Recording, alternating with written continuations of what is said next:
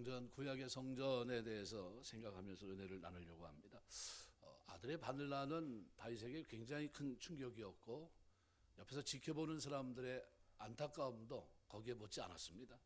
예. 압살롬의 반역으로 예루살렘을 떠나 있을 때 그와 동행했던 고라 자손이 옆에서 지켜볼 때 그들이 하나님의 전을 사모하는 그 모습, 순례자로서 건넌 예루살렘을 방문하는 것과 가고 싶은데 가지 못하는 것은 다릅니다. 그죠? 순례자는 어떻습니까? 1년에 3번 남자들은 예물을 가지고 하나님 앞에 보일지니라, 그 명령입니다. 그렇게 가야 되는데, 그런데 지금은 어때요? 가고 싶지만 가지 못해요. 사모하지만 가지 못합니다. 그래서 너무나 사모하는데 그 하나님 앞에 가서 거기서 뭔가 다 모든 것이 이루어질 것을 확신하고 있었는데 가지 못하고, 그래서 자기가 어떻게 해요?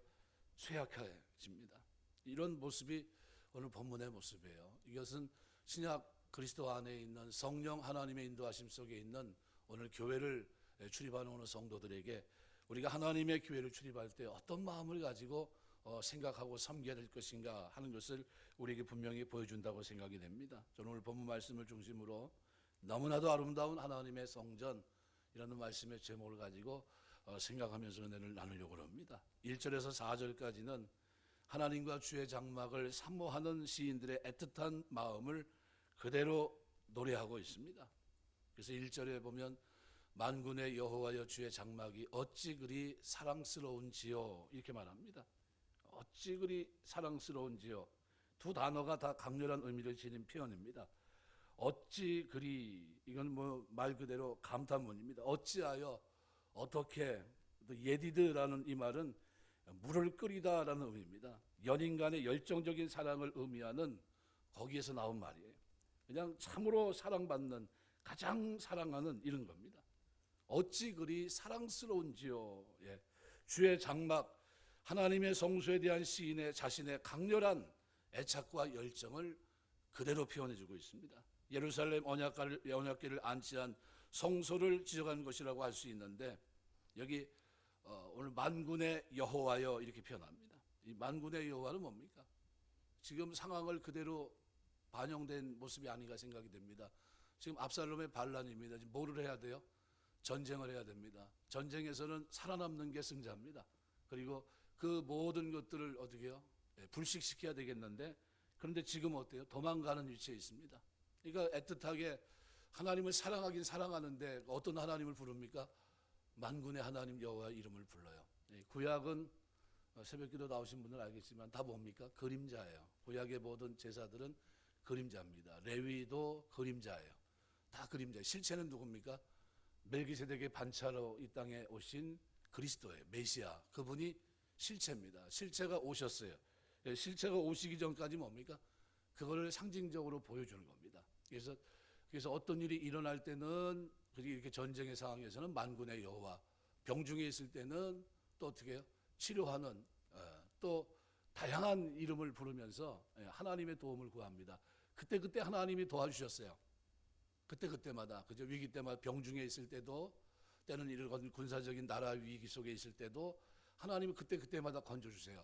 그런데 뭐가 변하질 않아요? 본질적인 게 변하지 않습니다. 속사람이 변하질 않아요. 그러니까 조금 놔두면, 세월이 지나가면, 사사가 죽으면, 하나님이 세웠던 종들이 죽으면 그냥 여지없이 다 무너지는 거예요. 그 신앙이 어디 갔는지 후대 연결이 되지 않아요. 하나님 그것이 안타까워요. 그래서 이 문제를 해결하시기 위해서 오래전서부터 하나님이 계획한 것이 있습니다. 그게 뭐냐 하면 그리스도를 이 땅에 보내셔서 이 죄를 완전히 없이 하고 완전히 속사람을 바꿔버리고, 그리고 약속대로 뭘 보내주십니까? 성령을 보내주시기로 하나님이 결정하셨어요. 그리고 오셔서 십자가 지시고 오늘 하늘 보좌 우편에 앉으셔서 발등상에 뭐가 되기까지요? 짓밟고 모든 문제가 해결되는 심판주로서 이 땅에 오시기까지 계속해서 뭘 보내십니까? 성령을 부으세요. 성령을. 그 성령을 우리 가운데 보내주세요. 이 성령은 우리한테 와서 어떤 역할을 하십니까? 본질적인 우리 중심을 변화시킵니다. 이 마음 자세를 바꿔버려요. 사랑하지 못했던 사람이 사랑하고, 이해하지 못했던 사람이 이해하고, 신의 성품에 참여한 거룩함이 그 속에 맺혀져 가요. 성령의 9가지 열매가 하나예요. 내 심령 속에, 내 삶 속에 아름다운 모습으로 사랑, 희락, 화평, 뭐 이 9가지 열매가 어떻게 하나님을 향해, 이웃을 향해, 나 자신을 향해서 맺혀져야 될 열매들이 그 속에서 하나하나 맺혀져요. 누가 그 일을 합니까? 성령께서 내 안에 내주하시면서. 뭘 통해요? 하나님 말씀을 읽고 묵상하고 듣고 그러는 중에 나도 모르는 사이 어떻게 해요? 농부이신 하나님이 내 밭을 갈아엎는 거야. 돌과 같이, 또 뭐가 길가와 같은 마음, 가시덤불로 덮여있는 이 마음밭을 성령께서 쟁기로 갈아엎듯이 내 마음밭을 다 갈아엎어요. 부드러운 마음, 말씀을 듣고 순종할 수 있는 마음, 그리고 사랑할 수 있는 마음을 하나님이 허락하시는 거예요. 인간은 절대 사랑하지 못합니다. 이해하지도 못하고 이해할 생각도 없어요. 그런데 하나님의 성령이 그 속에 임하게 되면 내가 변해요. 왜요? 본질적으로 바뀌기 때문에.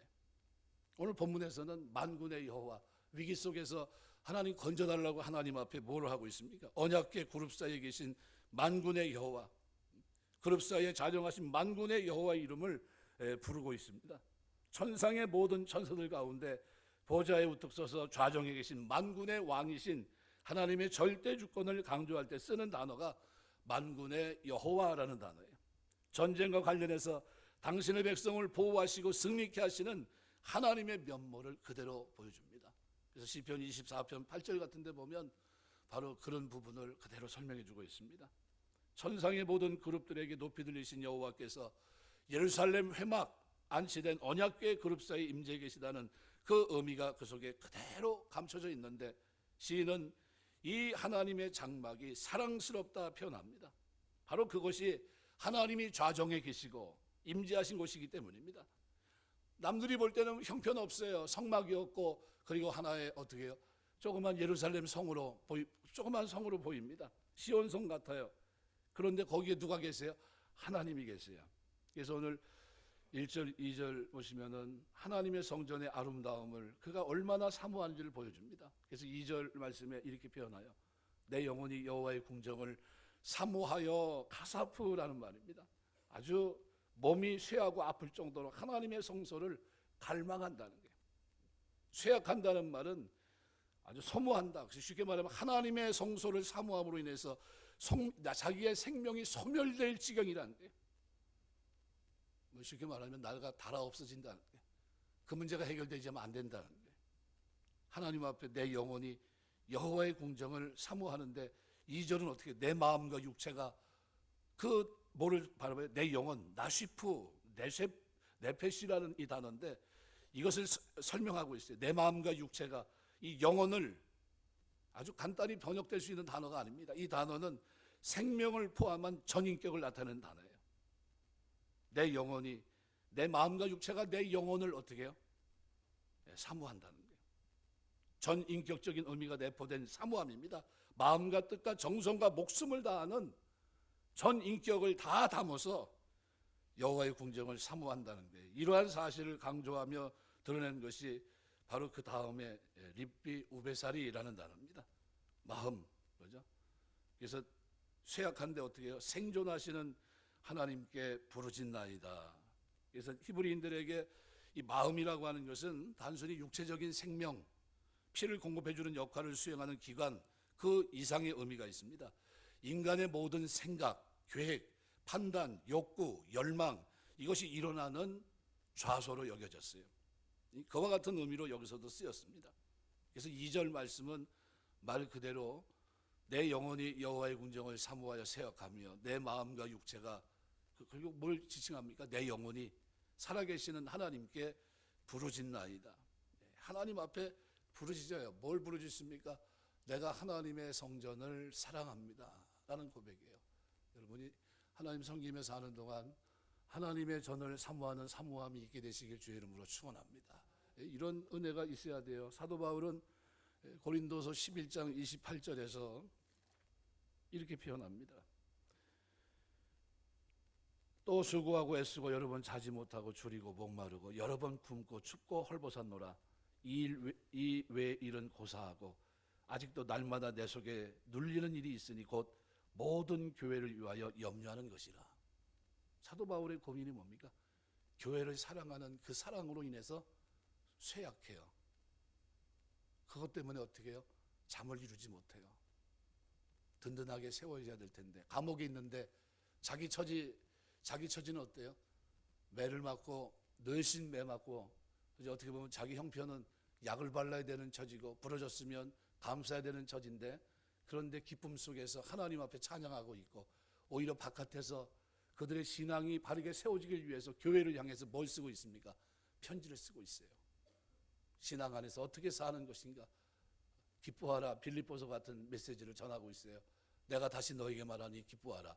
아마 날마다 호화로이 연락하면서 즐기고 사는 사람이 편지를 쓰면서 기쁘게 살아, 즐겁게 살아라, 행복하게 살아라 그러면 이해가 되지 않을 거예요. 자기는 그러니까. 근데 이 사람은 어때요? 환경이 사도 바울은 아주 절망적인 상황입니다. 그런 상황에서 편지를 보내서 뭐라고 그래요? 기뻐하라 얘기합니다. 그 속에서 낙심하지 말 것을 얘기합니다. 그 속에서 하나님의 교회를 염려하고 있어요. 이것이 그리스도인입니다. 오늘 시인의 고라자손도 지금 뭘 생각해야 됩니까? 지금 현실은 도망가고 있어요. 쫓기고 있습니다. 잡히면 어떻게 돼요? 잡히면 죽는 거예요. 잡히면 죽는데 지금 무슨 생각하고 있습니까? 3대 절기를 생각하고 지금 예루살렘에 이제 뭐 할 때요? 야 드디어 무교절인데 이 백성들이 어떻게 해요? 하나님의 전을 향해서 올라갈 텐데 그런데 자기는 어떻게 해요? 그 전으로 올라가야 되는데 반대 방향으로 가고 있어요. 근데 마음은 어때요? 거기 가 있어요. 그들과 함께 예배하고 그들과 함께 찬송하고 하나님 말씀을 듣고 죄 문제가 해결되고 거기서의 아름다운 교제가 있고 그것이 그 마음속에 어떻게 해요? 너무나 큰 사무치는 거예요. 그러니까 이게 너무나 사무치니까 어떻게 해요? 상사병이 상사병. 내가 하나님의 전을 이렇게 쇠약해서 사모한다는 거예요. 하나님의 교회를 여호와께서 계신 그 거룩한 곳을 그렇게 어떻게 사모하며 쇠약한다는 거예요. 그리고 그 하나님을 뭐라고 표현합니까? 생존하시는 하나님 이렇게 불러요. 지금 하나님이 없어 보여요. 그죠? 이미 쫓기고 있고 굉장히 힘든 상황이잖아요. 그런데 그 하나님을 뭐라고 불러요? 엘로하이, 생존하시는 하나님. 그 하나님께 뭐 하고 있습니까?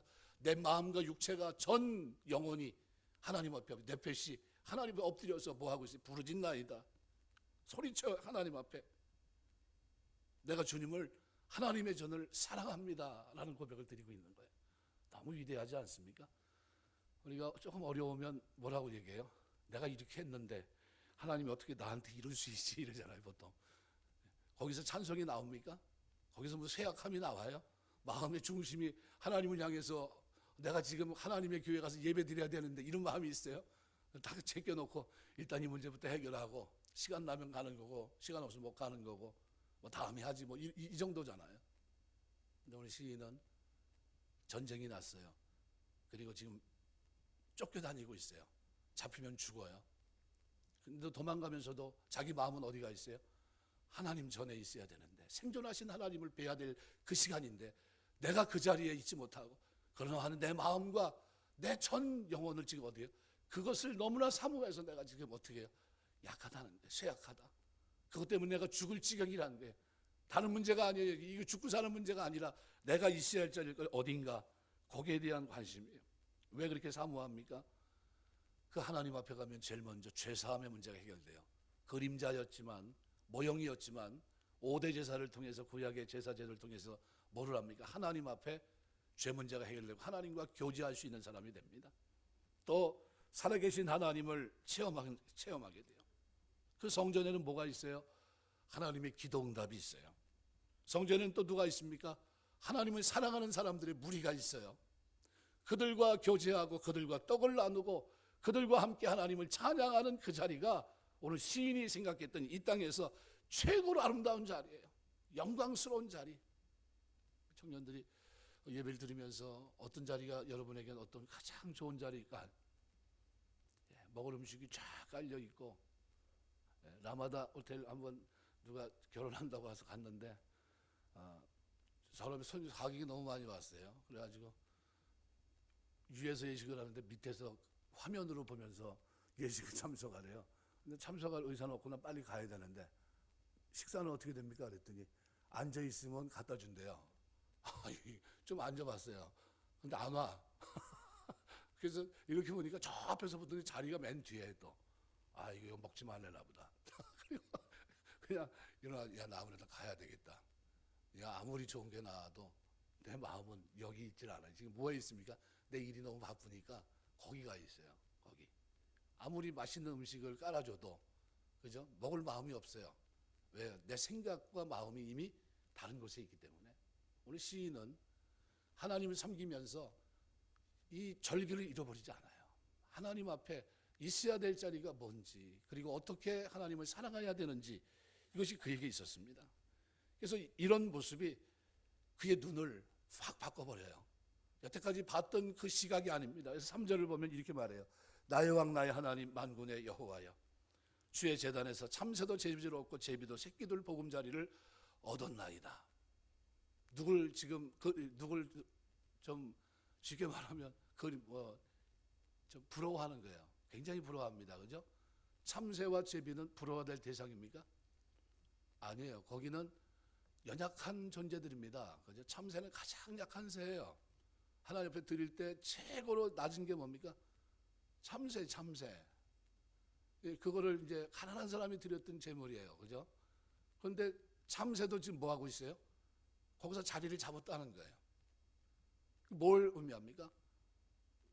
하나님의 무한한 사랑을 얘기해요. 하나님 앞에는 연약한 자고 남들이 볼 때 보잘것없는 사람이라 할지라도 하나님은 다 품어주시고 똑같이 하나님 은혜를 베풀어 주시는데, 그런데 그 영광스러운 그 자리에 그들은 자리를 잡고 있는데 나는 지금 자리를 못 잡고 있습니다.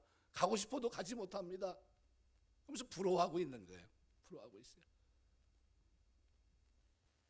그래서 이 시각이 달라진다는 시각이. 예수 믿으면 그래서 눈이 좀 마음 자세도 달라지고 시각이 달라져요. 나의 하나님 만군의 주의 제단에 참새도 제 집을 얻고 제비도 새끼들 보금자리를 얻었나이다. 주의 집에 사는 자들은 복이 있나니 그들이 항상 주를 찬송하리이다. 이 시인의 마음을 그대로 전달하고 있습니다. 그래서 4절과 5절은 아슈레라는 복이 있다 이렇게 먼저 시작합니다. 복이 있다 주의 집에 사는 자들 이렇게 표현합니다. 여러분 주의전을 출입하는 여러분이 복이 있는 줄 믿습니다. 복이 있다 하는 거예요. 복이 있다. 내가 그 사모하는 자리에 있다는 게. 여러분이 사모하셔야 돼요. 새벽 기도도 사모하시고. 대답 안 하시는 거 보니까 글쎄 절대 사모하면 안 되고 피곤할 것 같으니까. 수요 예배도 사모하시고 철야 기도도 사모하시고 자꾸 사모하셔야 돼요.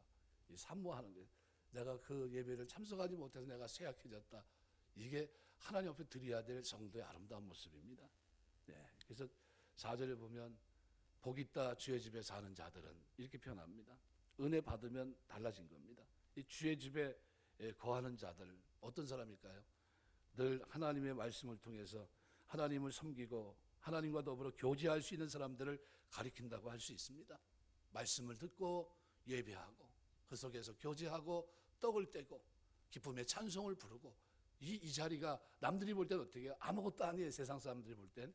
그런데 하나님의 백성들이 볼 때는 그 자리는 무슨 자리입니까? 구원받은 자들의 자리예요. 영광스러운 자리. 이것은 구원받은 자만 쓸 수 있는 믿음의 자리고 하나님 앞에서 영원히 찬송할 자들의 그림자예요. 이 땅에서. 이렇게 찬송하다가 천국 하나님께서 허락하신 새하늘과 새 땅에서 하나님을 영원토록 찬송하게 될 줄 믿습니다. 이 은혜예요. 이게 하나님의 교회예요. 교회에서 그러니까 성전은 모여서 뭐 하는 곳입니까? 떡을 떼고 하나님 말씀을 대하고 하나님 사랑합니다 고백하는 자리예요. 내가 이 자리에 있게 된 거 하나님의 은혜입니다. 그래서 5절도 그렇게 표현합니다. 5절도 복이 있다 주께 힘을 얻고 그 마음의 시온에 대로가 있는 자는 복이 있다 이렇게 표현합니다. 먼저 복이 있다 아슈레라는 단어를 쓰고 있어요. 먼저 이 사람들이 복이 있다는 거예요. 그래서 마음의 시온에 대로가 있다는 것은 하나님과 나 사이에 말씀과 기도로 평상시 어떻다는 거예요? 잘 다져진 걸 말합니다. 어떤 사람은 위기 때 나와요. 위기 때 나온다는 건 뭡니까? 시온의 대로가 없어요. 늘 하나님과 교통하면서 다져진 길이 있어야 돼요. 쉽게 갈 수 있는 길, 만나는 길, 기도해도 쉽게 만날 수 있는 길, 그게 있어야 돼요. 그게 뭡니까? 경건의 훈련입니다. 말씀과 기도로 늘 다져져 있는 거예요. 이 사람들은 어떻게 해요? 마음이 항상 하나님을 향해 있어요.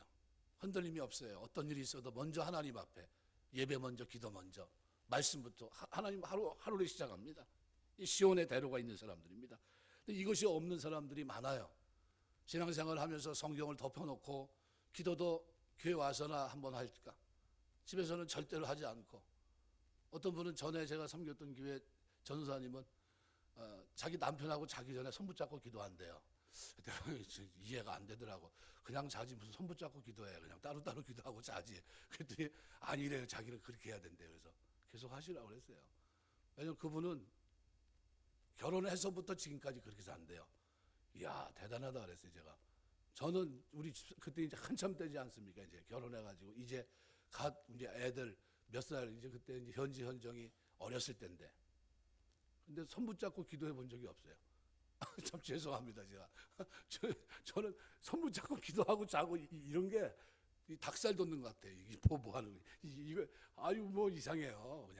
그냥 빨리 잠이 서로 이렇게 자는 거지. 그걸 어떻게 손을 붙잡고 또 기도를 하고 있고. 그래가지고 뭐 이렇게 전도사님 얘기를 하는데, 아우 그냥 듣는데 뭐 너무 부담스러워가지고 알았어요, 전도사님 그렇게 사시라고. 난 그렇게 못 산다고. 제가 그렇게 얘기한 적이 있는데 안 돼요. 지금도 안 돼요. 뭐 그때 안 된 게 지금 되겠습니까? 불가능하지. 거의 불가능합니다.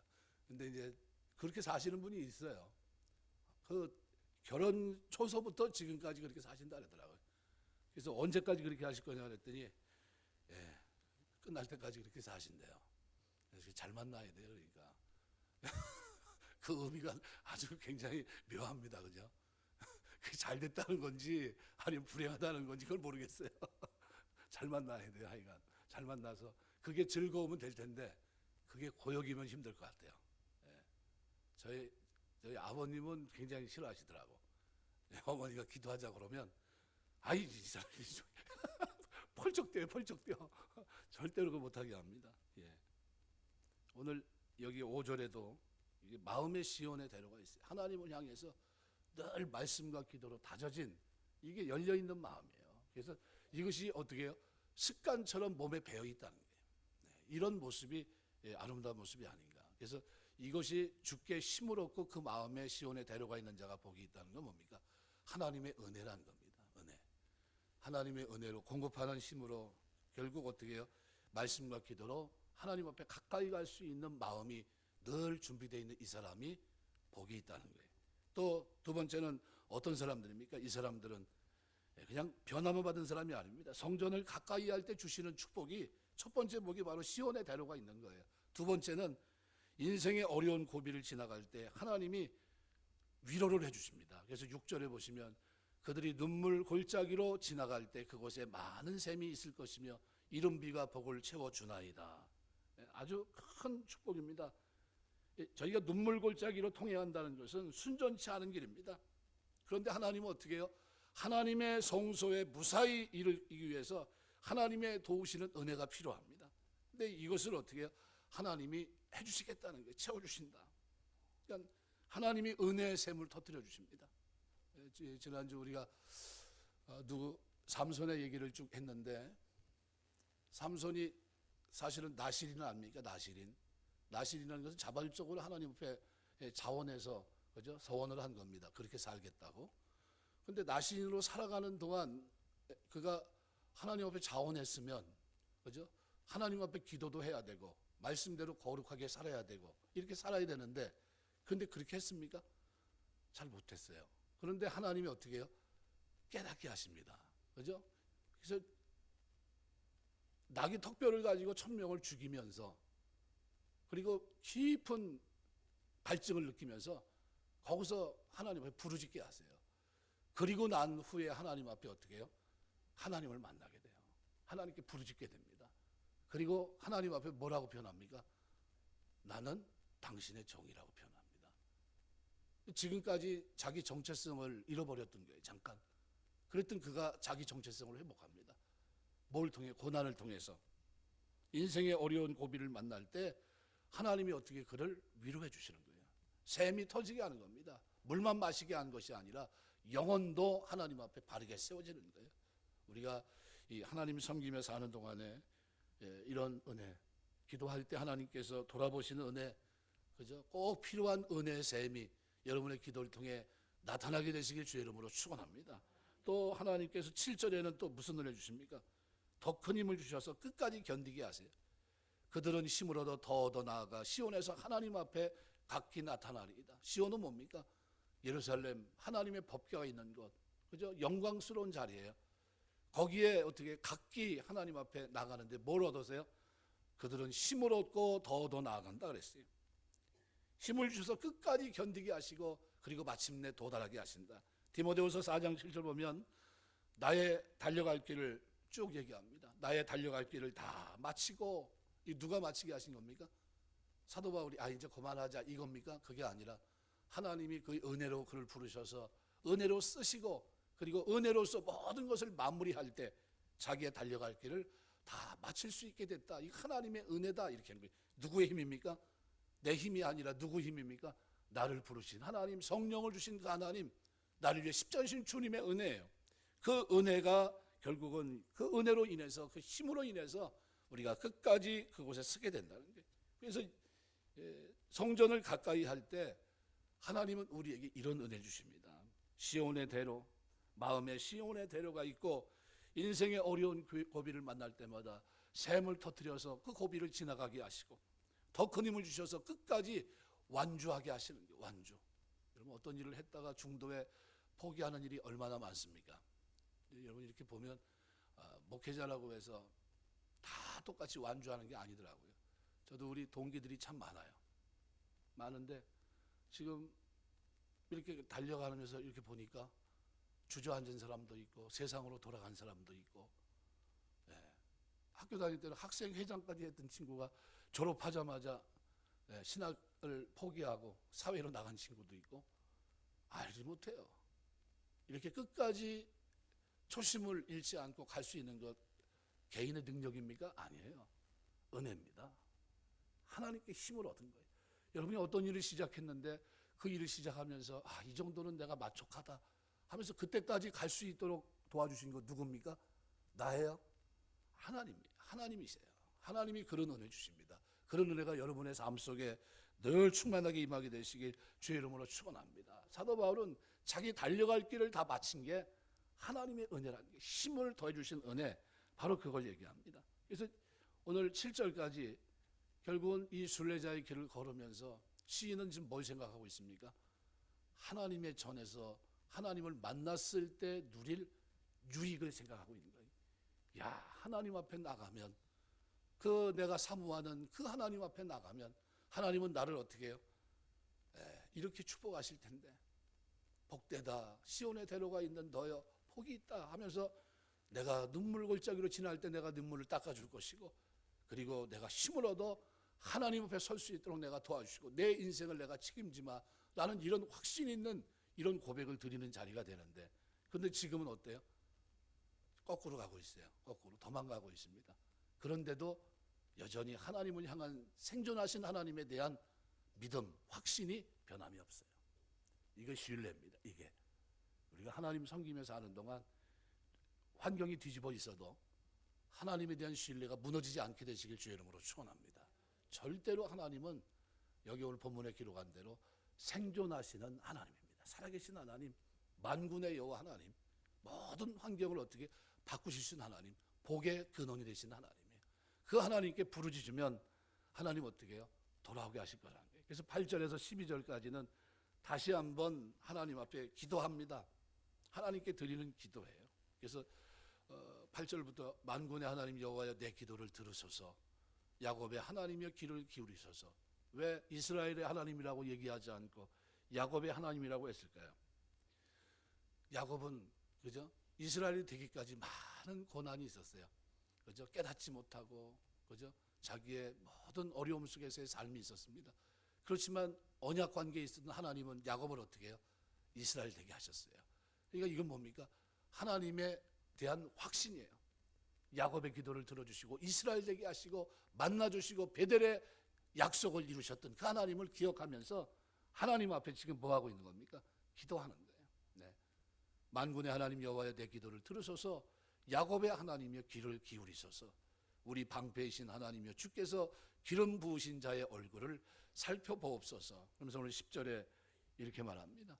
주의 궁정에서의 한 날이 다른 곳에서 첫날보다 나은즉 악인의 장막에 사는 것보다 내 하나님의 성전 분지기로 있는 것이 좋사오니 여호와 하나님은 해요 방패시라.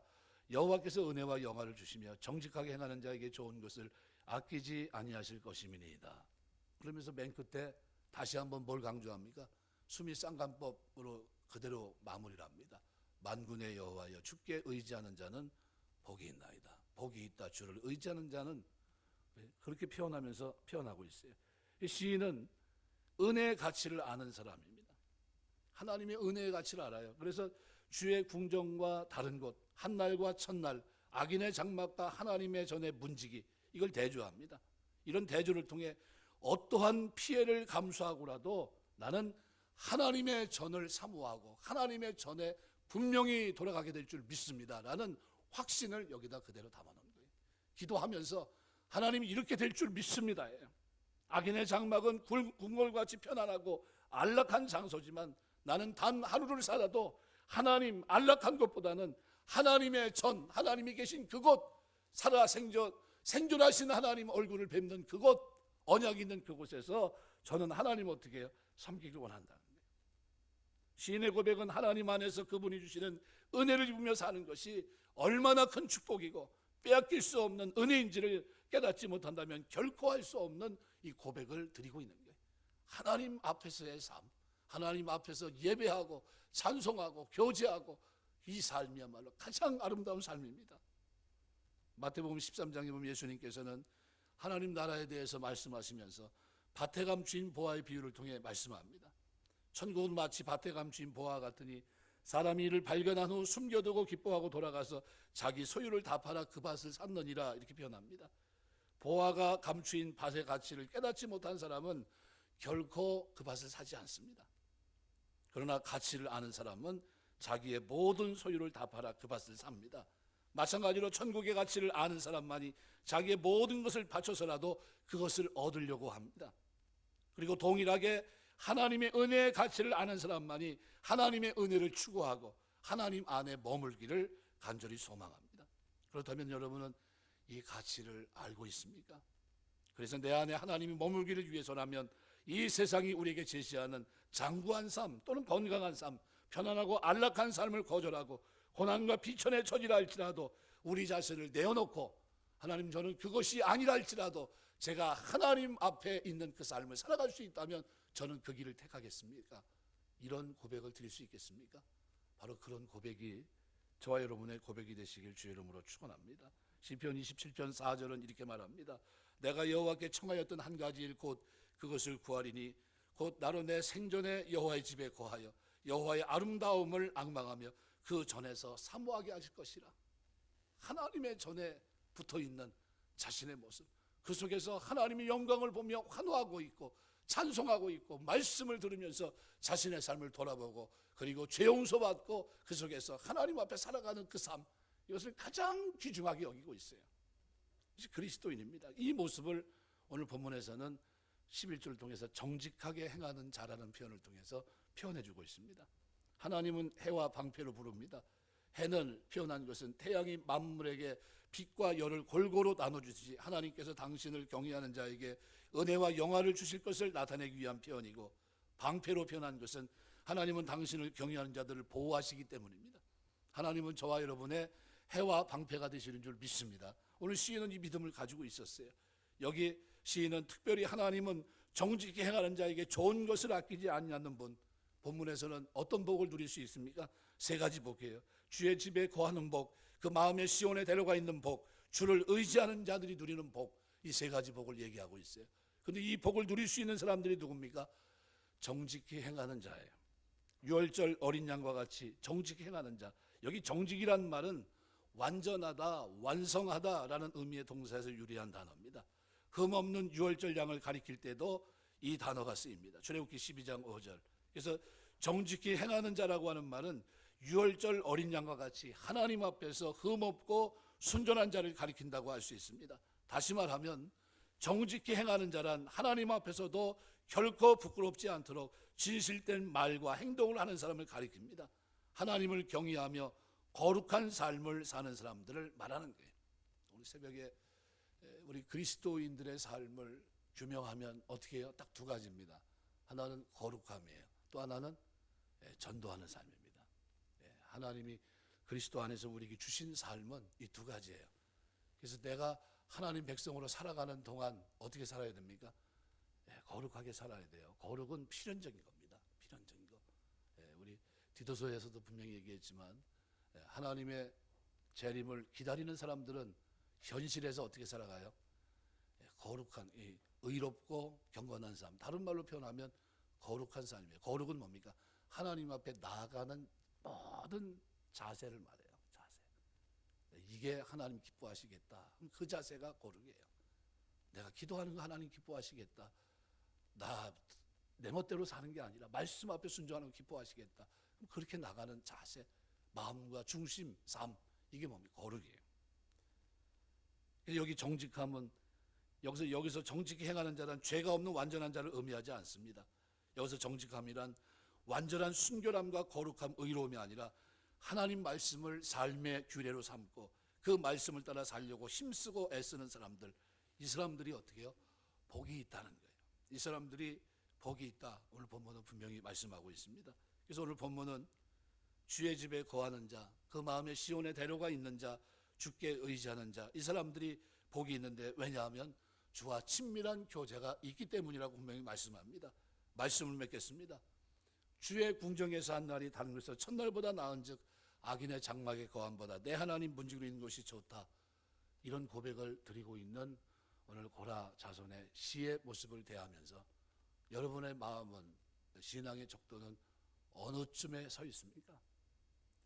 진짜 내가 하나님 앞에서 진지하게 내가 하나님의 전을 사모하는지, 사모해서 쇠약했는지, 그리고 거기에 대한 이것이 복이다 생각하면서 하나님 앞에 엎드려서 그것을 사모하며 이걸 회복을 위해서 기도하고 부르짖고 하는 생존하신 하나님을 확신하며 도망가는 그 중에서도 그 날을 회복하면서 하나님의 전에 참새도 제 집을 얻고 제비도 새끼들 보금자리를 얻었는데 나는 하나님의 전에 거할 곳이 없는데 차라리 내가 하나님 전에 문지기로 있다고 한다면 저는 그것으로도 족합니다 하면서 하나님의 전을 사모하는 이 사모함을 하나님 앞에 표할 수 있다고 한다면 이 사람이야말로 정직한 사람이고 이 사람이야말로 복 있는 사람이라고 오늘 본문은 분명히 말씀합니다. 우리가 주님 섬기면서 하는 동안 오늘 본문에 기록한 그대로 하나님, 내가 주님을 사랑합니다. 주의 말씀이 있는 그 하나님의 전을 사랑합니다.